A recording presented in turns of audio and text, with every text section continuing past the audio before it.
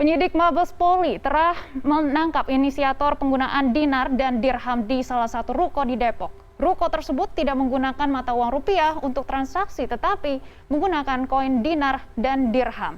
Dan transaksi tersebut juga sempat heboh di media sosial. Dan hari ini kami juga akan mengulasnya untuk Anda.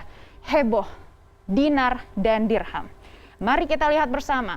Koin dan dinar dan dirham ini memang ramai dibincangkan di media sosial. Seperti Anda juga bisa melihat gara-gara digunakan sebagai alat bertransaksi di salah satu pasar muamalah Depok, Jawa Barat. Dan koin dinar dan dirham memang diperbolehkan di Indonesia. Bahkan ada perusahaan seperti PT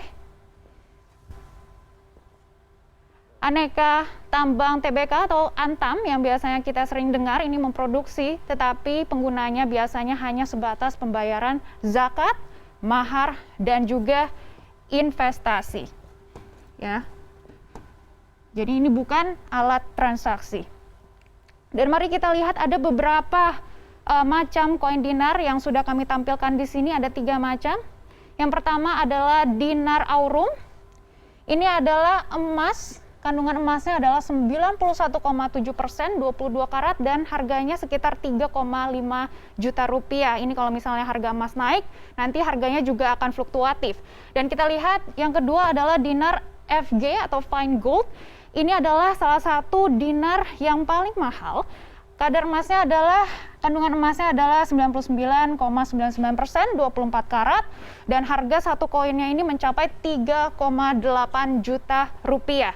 Dan selain itu juga ada yang kandungannya adalah perak, 99,95%, ini namanya dirham argentum, harganya tidak terlalu mahal, 94.000. Dan memang kalau misalnya kita lihat dirham ini bisa digunakan untuk investasi, namun ada beberapa kelemahan.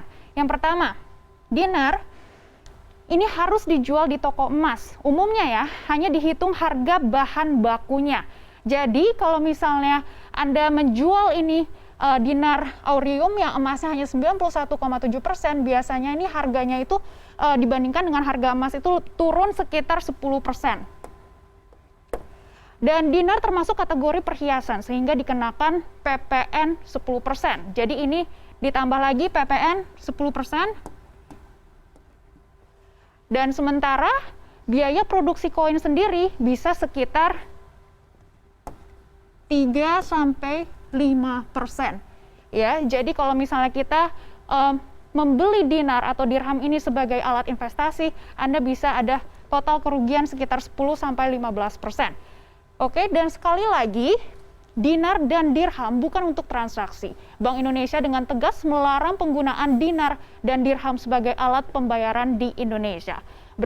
Berdasarkan undang-undang, mata uang rupiah adalah satu-satunya alat pembayaran yang sah di NKRI, dan setiap transaksi yang mempunyai tujuan pembayaran yang dilakukan di wilayah NKRI wajib menggunakan rupiah. Jadi ini rupiah adalah mata uang, cuman hanya rupiah yang sah di Indonesia untuk melakukan transaksi. Dan tentunya kami juga melihat setiap orang yang tidak menggunakan rupiah dalam bertransaksi dapat dijatuhi sanksi pidana, kurungan, atau penjara paling lama 1 tahun. Dan selain itu juga ada denda maksimal 200 juta rupiah.